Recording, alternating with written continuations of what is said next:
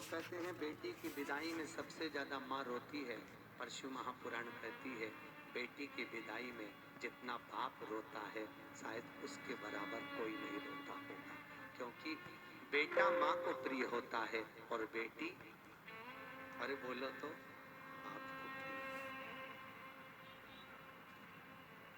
बाप को प्रिय है। कई बार बेटियां ऐसा शब्द बोल जाती, पापा मैं जा रही हूं, आपने मेरी शादी कर दी है, मैं दूसरे घर जा रही हूं पापा,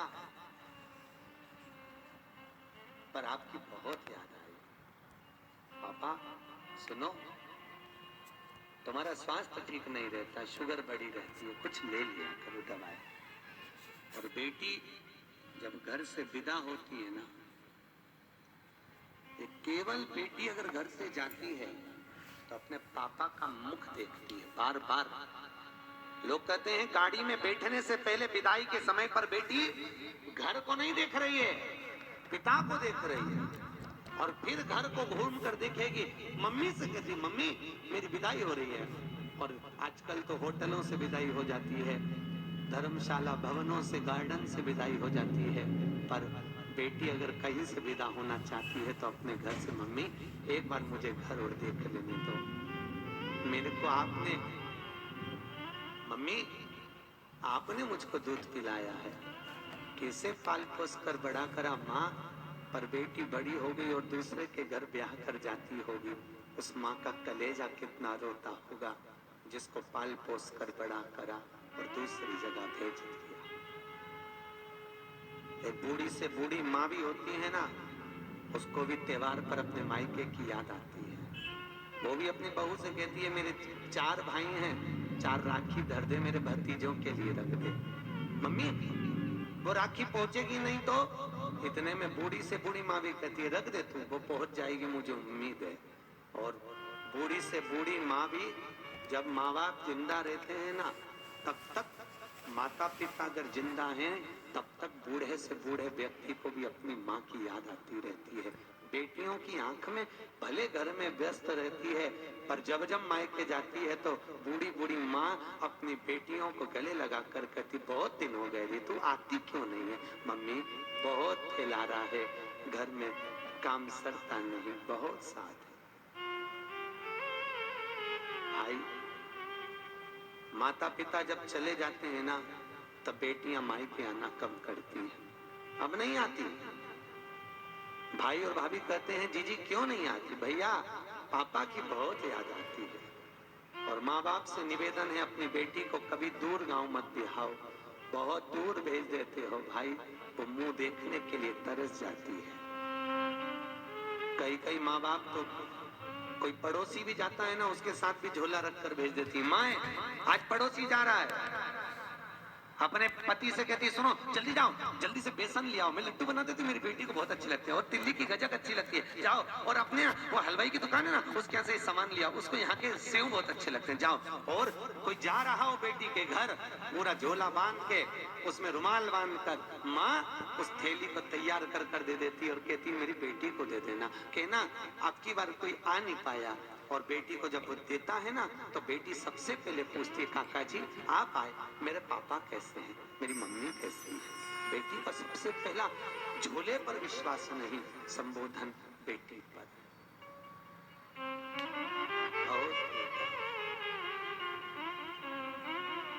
यहाँ भी मेरी बहनें बैठी हैं, माताएं बैठी हैं, जीजियों ईमानदारी की बात है, कैसे आप लोग अपना घर छोड़कर आते होगे, दरवाजे को जब देखते हो, और कई बार अपने खिलौने के कमरे में भी जाते होगे, अभी भी शादी होने के बाद भी आपको अगर मायके की याद आती होगी ना तो पापा के साथ बैठकर खाई हुई वो रोटी जरूर याद आती है, मम्मी गरम गरम उतार के देती जाती है और तुम्हारी थाली में लाकर देती है, और तुम कहती हो मम्मी पेट भरा गया, एक और खा लो, एक और ले लो, मैंने तेरे लिए बनाई, थोड़ी सी मोटी कर दी है।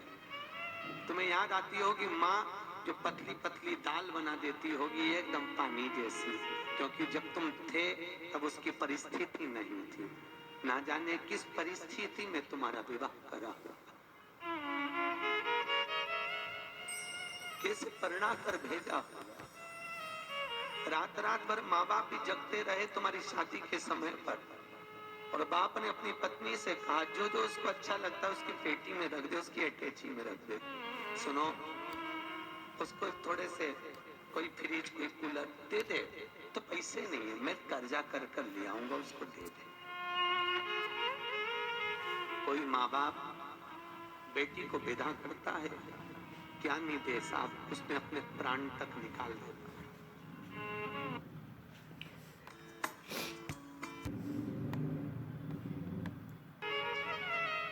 सब कुछ दे दिया।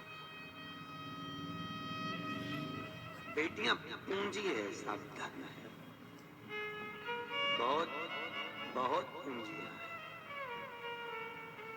कैसा परिवार। माँ सबसे पहले मायके में भोजन करती थी और यहाँ सबको खिला देती है, आखिरी में 2 रोटी लेकर बैठती है ना, तब याद आती मम्मी तू सबसे पहले खिलाती थी, आज कोई पूछने वाला नहीं।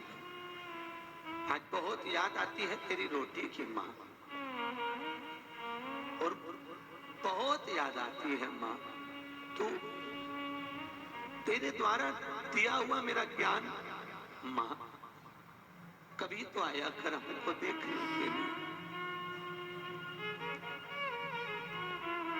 कभी तो हमारे दरवाजे तक पहुंचा कर। और माँ जब मायके बेटी के ससुराल जाती है ना, और बेटी को सबसे पहले देख कर कहती कितनी दुबली हो गई तू, कुछ नहीं पाया, ले मैं बना दूं क्या? नहीं मम्मी, वहां आती हो तुम खिलाती हो ना, आज मैं तुमको बनाकर खिलाती हूँ। माँ आंख में आंसू भरकर रोती हुई, बिलखती हुई बेटी को देखकर कहती है कितनी प्रपंचे में पड़ी है। इधर सास मुंह बना रही होती है, उधर ननद मुंह बना रही होती है, पति का मुख चढ़ा हुआ होता है, सबको भोजन परोस देती है, सबके लिए कर देती है, पर अकेली रसोई घर में जब भोजन करने बैठती है तब माँ का याद आ जाता, तब रो लेती है। नहीं सहन होता तो कमरे में चली जाती है, और जाकर एकांत में जब माई के पहुंचती, पापा पूछते हैं कैसी है रे तू? पापा मैं अच्छी हूँ। कितना दिल में दर्द लिए हुए, कितना दुख लिए हुए, कितनी तकलीफ लिए हुए बेटी अपने जीवन का निर्वाह करती है, अपने जीवन। भाई दक्ष प्रजापति की कथा कह रही है, दक्ष प्रजापति ने सती को अपने यहाँ रखा, हिमालय राज ने पार्वती को रखा, जनक जी ने सीता को रखा। जब तक बेटी घर में रहे तो समझना भगवान की करुणा है, और खूब प्रेम से रखो। ना जाने उसके किस्मत में, उसके भाग्य में तुम करोड़पति का घर भी देख कर दे दोगे तो ना जाने क्या उसकी किस्मत है और कितना उसको मिलना है। ये उसका भाग्य है, उसका भाग्य उसके साथ, किस्मत उसकी अपने साथ है। आप बहुत अच्छा देख कर देते हो कोई माँ बाप, हम तो कहते हैं बेटी, लक्ष्मी और गाय, गौ माता, 50 बार विचार कर कर देना कि ये किसको दे रहे हैं। बेटी को देने से पहले 50 बार विचार करो ये लड़का इसके लायक है कि नहीं।